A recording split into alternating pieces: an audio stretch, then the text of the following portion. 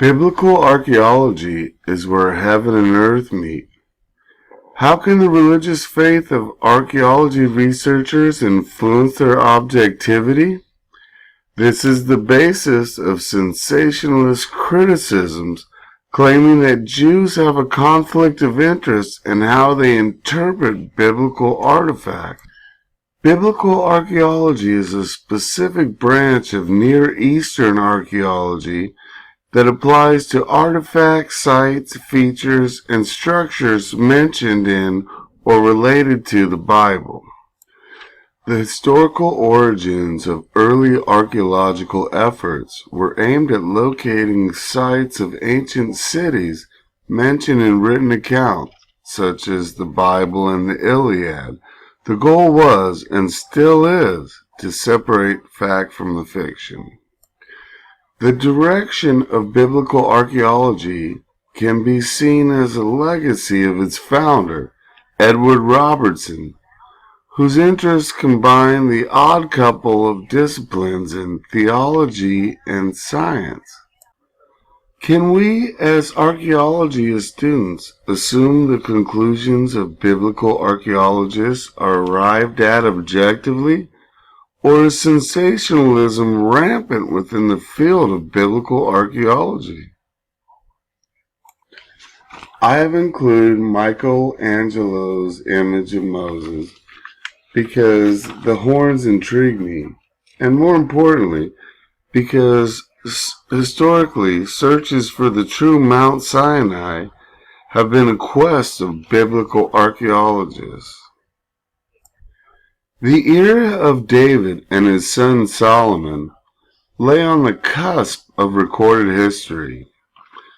The very facts of David's existence as a historical monarch are still hotly debated by archaeologists and historians today. Solomon the Wise was king of united Israel like his father David before him. Solomon was another semi-historic mythical ruler of Judea, who is credited with building the great temple of Jerusalem according to traditions. Is biblical archaeology its own unique field? According to Lynn Maskell, the focus of biblical archaeology on appreciation for the Bible causes it to serve a different social function than the other methods of archaeology.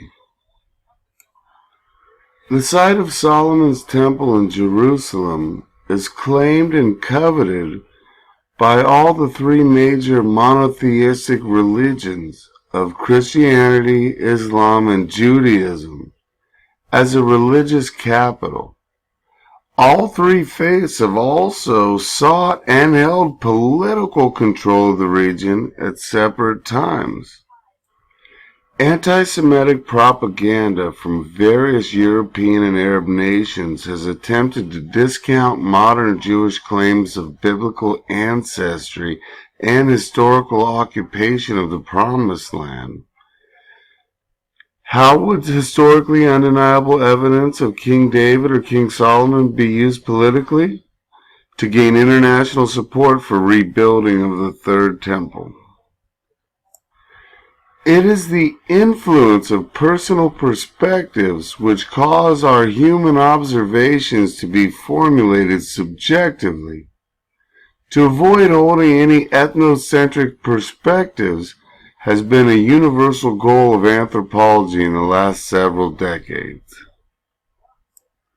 Why are biblical archaeologists being increasingly placed under an academic microscope? There are portions of the Bible which are simply not scientifically believable. So how much of the Bible is historically accurate, and how much is religious propaganda? Here lay the essence of our debate. There are many accusations of sensationalism surrounding all newly published research findings of proposed biblical artifacts. For critics and skeptics of the Bible, it is hard to come to terms with any portion of a work they have dismissed as allegorical, being verified through archaeology. Israel Finkelstein has rebelled against traditional chronologies in downplaying the role of David as solidifying a united kingdom. Finkelstein argues for a separate northern kingdom prior to the rise of King David, although peer review of the Forgotten Kingdom has not been cordial. Ethnic and political tension in modern Israel has led archaeology researchers to draw sides linguistically. Any researchers who consistently refer to the area as Israel or Palestine are indexing their political stance on biblical archaeology. This discipline's connection with theology has drawn many of its researchers to it for vindication of their own personal religious or spiritual beliefs, according to Mori. Israeli archaeologists harbor political motivations to support a historic Judeo claim of heritage over Palestine and the Temple Mount, according to Thomas Thompson. An Israeli National Archaeology grad student told me he didn't want to research in Israel because every finger bone would be a finger bone of David. Are the research conclusions of biblical archaeologists subjective? Yes, but so are the criticisms aimed at them and motivations for those criticisms.